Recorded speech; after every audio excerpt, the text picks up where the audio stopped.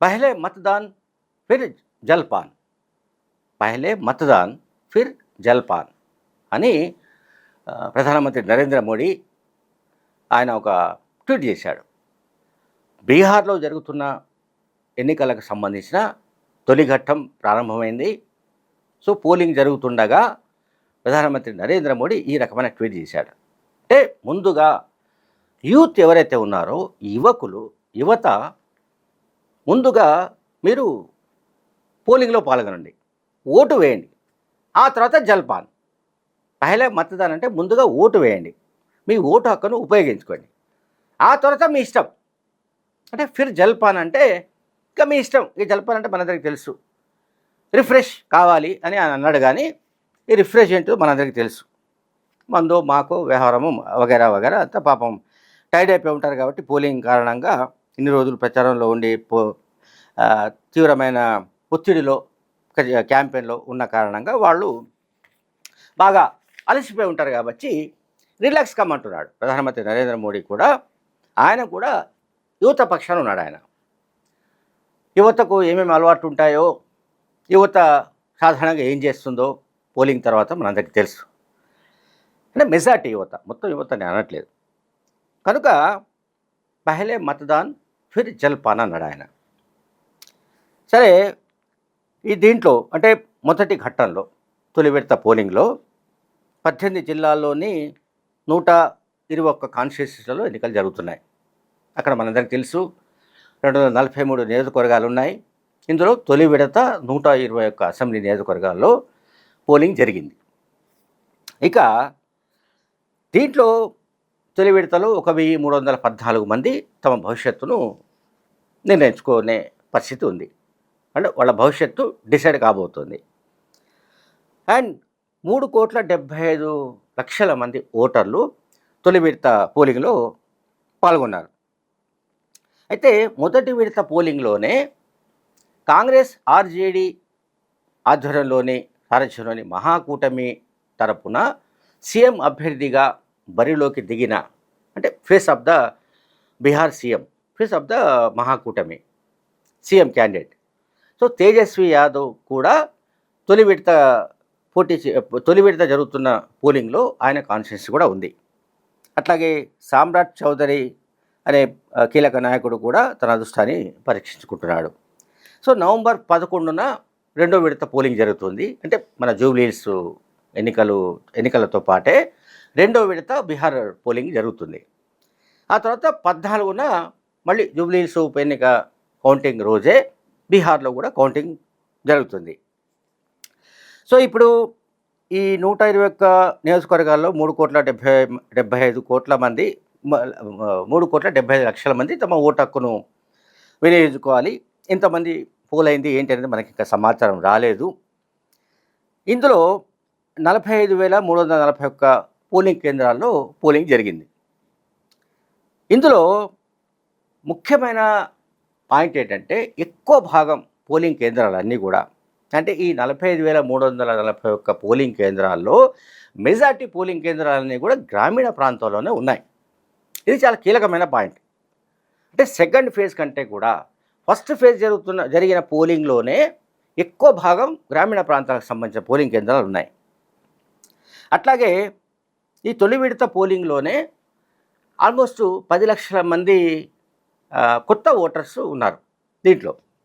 సరే, అందులో ఎంత పర్సెంట్ వాళ్ళు పోల్ చేశారు ఏంటి అనేది తర్వాత తెలుస్తుంది. అట్లాగే ఇందులో అంటే తొలి విడత పోలింగ్లో యునైటెడ్ జనతాదళ్ అంటే నితీష్ కుమార్ పార్టీకి సంబంధించిన జేడీయూ 57 కాన్స్టిట్యున్సీస్, అలాగే Bharatiya Janata party 48, Rashtriya Janata Dal RJD 73, Congress 24, Lok Janshakti party Chirag Paswan సంబంధించిన కాన్స్టిట్యున్సీస్ 14 చోట్ల పోటీ చేస్తోంది. అండ్ ఆర్ఎల్ఎం అనే పార్టీ 2 చోట్ల, సిపిఐఎంఎల్ ఒక 14 చోట్ల కాంటెస్ట్ చేస్తున్నాయి. అంటే తొలి విడత పోటీ చేస్తున్న ఈ పార్టీలకు సంబంధించిన నియోజకవర్గాలు చెప్పాను నేను. ఈ పార్టీలు ఇన్ని చోట్ల పోటీ చేస్తున్నాయి. అంటే జేడీయూ 57 అండ్ బీజేపీ 48 స్థానాలు. అంటే ఆల్మోస్ట్ ఇక్కడ ఎన్ని అవుతున్నాయి, 102 కాన్స్టిట్యున్సీస్లలో ఎన్డీఏ కూటమి పోటీ చేస్తున్నట్టుగా మనం భావించాలి. వేరస్ కాంగ్రెస్ అండ్ ఇంకోటి ఏంది ఆర్జేడీ, ఇది కూడా ఇంచుమించు అదే స్థానాల్లో ఉంది. అంటే 97 సెగ్మెంట్స్లో తొలి విడత పోలింగ్లో మహాకూటమి పోటీ చేస్తోంది. అట్లాగే ప్రశాంత్ కిషోర్ సారథ్యంలోని జన్ స్వరాజ్ పార్టీ నుంచి 119 మంది పోటీ చేస్తున్నారు. 119 కాన్స్టిట్యున్సీలలో జన్ స్వరాజ్ పార్టీకి సంబంధించిన ప్రశాంత్ కిషోర్కి సంబంధించిన అభ్యర్థులు కూడా అందులో ఉన్నారు. తర్వాత ఇప్పుడు తేజస్వి యాదవ్ గురించి చెప్పాను నేను. ఇది ఆయన రాఘవపూర్ కాన్స్టిట్యున్సీ నుంచి ఆయన ఇప్పటికే 3 సార్లు గెలిచారు. నాలుగోసారి గెలిచే ప్రయత్నంలో ఆయన ఉన్నట్టుగా మనకు కనబడుతోంది. అట్లాగే ఇదివరకు 2 సార్లు శాసన మండలికి ప్రాతినిధ్యం వహించిన సామ్రాట్ చౌదరి కూడా ఈసారి డైరెక్ట్ ఎలక్షన్స్లో పోటీ చేస్తున్నాడు. సో ఈ ఎన్నికలు అంటే ఇప్పటి వరకు అందిన సమాచారం ప్రకారం, అంటే పోలింగ్ ముగిసిన చివరి నిమిషాల్లో అందిన సమాచారం ప్రకారం అయితే హోరాహోరీగానే పోరాటం జరిగింది. అంటే ఇటు మహాకూటమి వర్సెస్ ఎన్డీఏ కూటమి అధికారంలో ఉన్న సంగతి మనకు తెలుసు. నితీష్ కుమార్ ముఖ్యమంత్రిగా ఉన్నాడు. సో ఎన్డీఏ కూటమికి మహాకూటమికి మధ్య భీకర పోరాటం మొదటి దశలో కూడా జరిగింది. సరే, రెండో దశలో కూడా ఎట్లా ఉంటుంది ఏంటనేది మనం రెండో దశ పోలింగ్ రోజు మాట్లాడుకోవచ్చు. సో మొదటి దశ పోలింగ్ రోజు కూడా ఈ 121 నియోజకవర్గాల్లో హోరాహోరీగా పోరాటం జరిగినట్టుగా, అంటే నువ్వా నేనా, చాలా కాన్స్టిట్యున్సీలో ఏంటంటే నువ్వా నేనా అనే స్థాయిలో పోరాటం జరిగింది. సో ఈ పోరాటంలో ఎడ్జి ఎవరికి ఏమిటి అనేది మనకు నవంబర్ 14న కానీ లెక్క తేలే అవకాశం లేదు. 14న ఓట్ల లెక్కింపు ఉంటుంది కనుక ఆ రోజు మనకు తెలుస్తుంది. అంటే తొలి విడత పోలింగ్లో ప్రజలు ఎక్కువ మంది ఎటువైపు పోల్ చేశారు, అట్లాగే ఏ కూటమి వైపు ఎక్కువ మంది మొగ్గు చూపారు అనేది మనకు ఆ రోజు మాత్రమే తెలిసే ఛాన్సెస్ ఉంటాయి. అయితే ఈ రెండు కాకుండా అంటే మహాకూటమి అండ్ ఈ ఇంకోటి ఏంటి మన ఎన్డీఏ, ఈ రెండు కూటములు కాకుండా అక్కడ జన్ స్వరాజ్ పార్టీ అంటే కొత్త పార్టీ, ఈ పార్టీ ప్రశాంత్ కిషోర్ చేసిన పని ఏంటంటే, నిన్న మొన్న కూడా మనం కొన్ని ఇంగ్లీష్ న్యూస్ ఛానల్స్లో